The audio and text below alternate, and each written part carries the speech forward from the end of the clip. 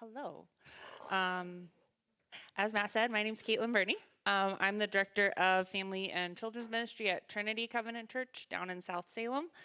And I was really excited to hear Matt's vision for this Lenten series about having diverse people come and present who represent the beautiful, diverse body of Christ. And I know I don't look super exotic. You might be wondering why I'm here. Um, but sometimes it's about context. I'm the anomaly of a white kid in the Pacific Northwest who grew up as a visible minority. And that's because I grew up 5,000 miles away as a missionary kid in Japan. So this makes me a third culture kid, or TCK, which is a unique cultural identity created when a child grows up in a cultural context different from either parent, and has meant that my theology has been shaped by the International Church and Japanese Church and faithful Japanese Christians. So when Matt asked me to come and share here, I thought immediately of an experience I had in 2014. Can I have the first slide, please?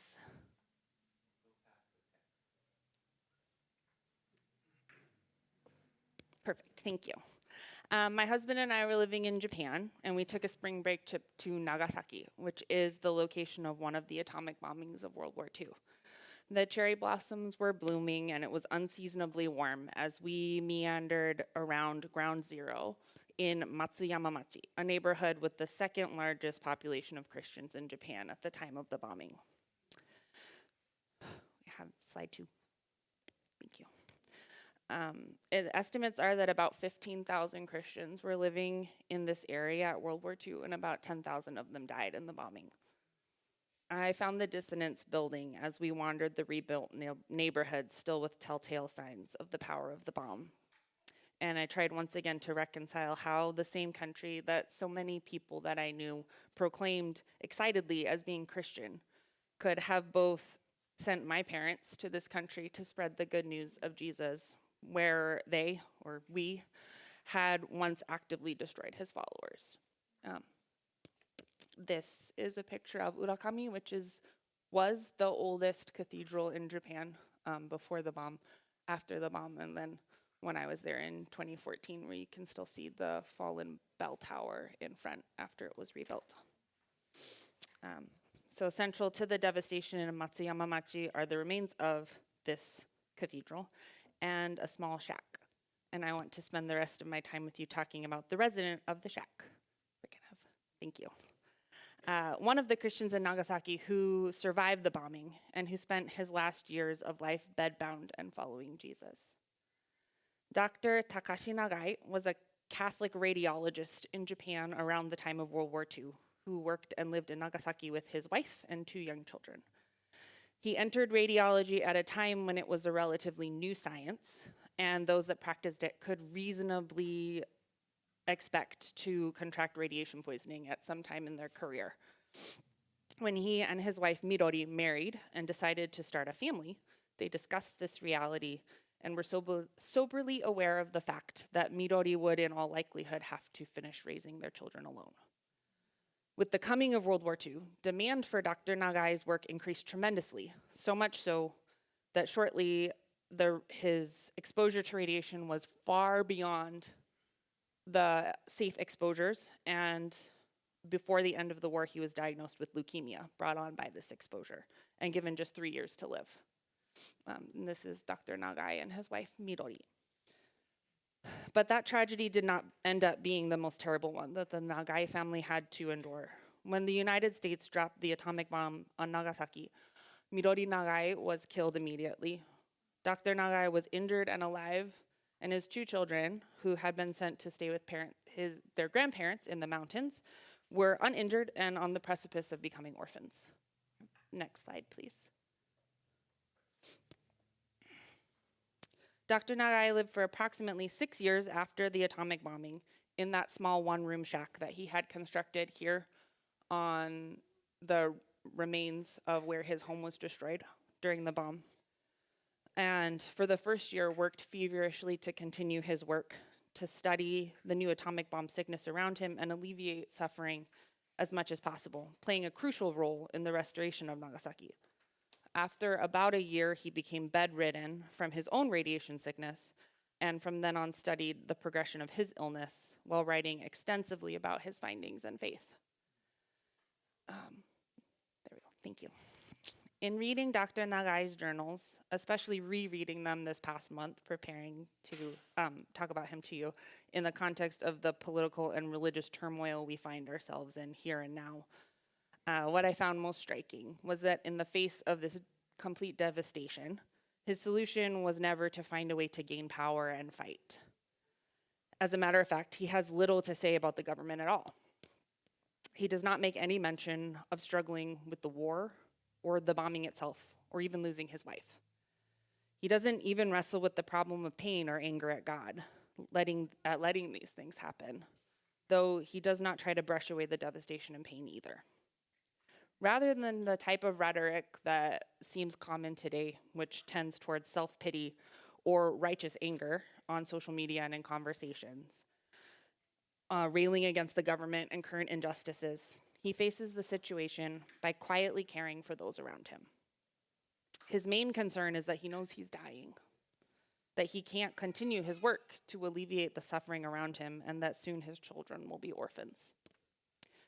His writings also make clear how he clung to and structured his life around Jesus' words on the Sermon on the Mount, as he returns to the Beatitudes again and again to make sense of his experiences. Especially, blessed are those who mourn, for they shall be comforted. I love the Message translation here, which says, "You're blessed when you feel you've lost what is most dear to you. Only then can you be embraced by the one most dear to you."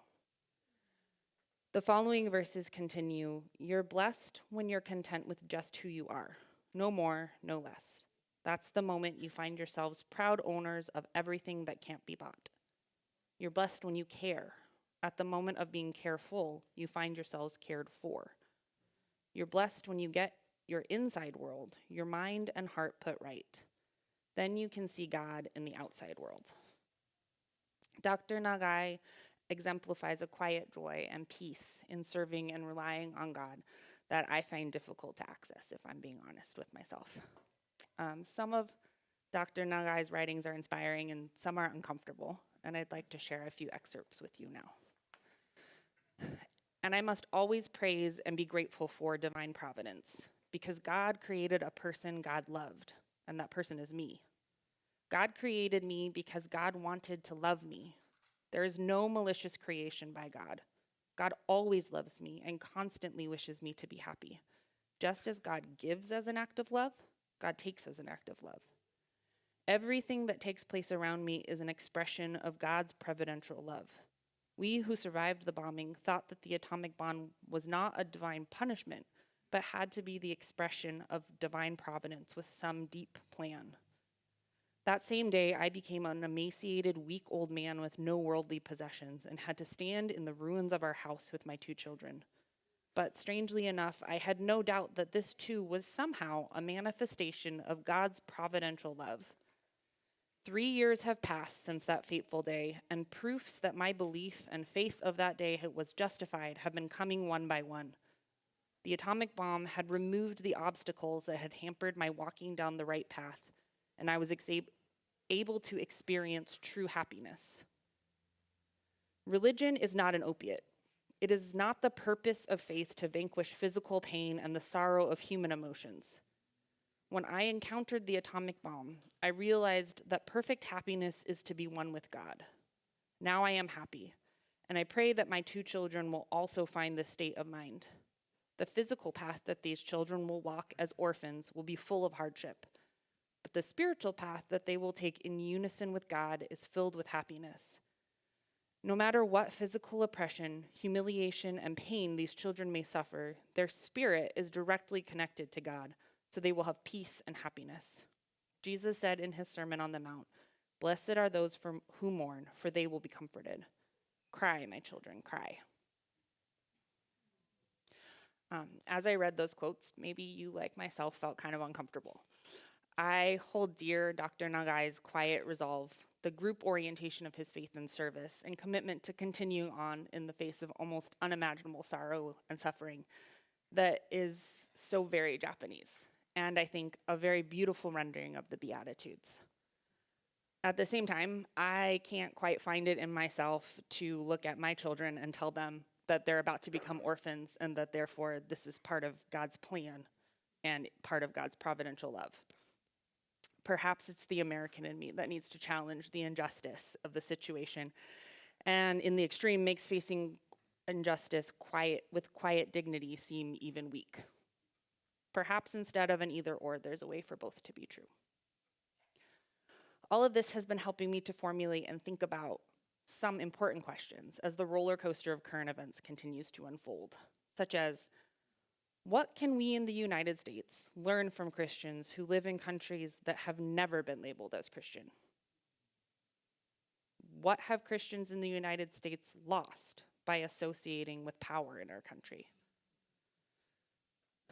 What does it look like to love and serve God and neighbor without pressure to control the government and bring it under God's will? What does it look like to hold our government accountable without imposing religion on it? And what obstacles might we be so accustomed to that we haven't even noticed that they've been hampering us from walking down the right path? And might current events be removing them? Can we, like Dr. Nagai, follow this newly cleared path to true happiness? I have more questions than answers these days, but one thing that I do know is that the cloud of witnesses is everywhere, and any harm committed anywhere in the world will damage some part of the body of Christ. I hope a time is coming when we can more readily recognize that pain, mourn together, and be comforted. In Dr. Nagai's words, cry, my children, cry.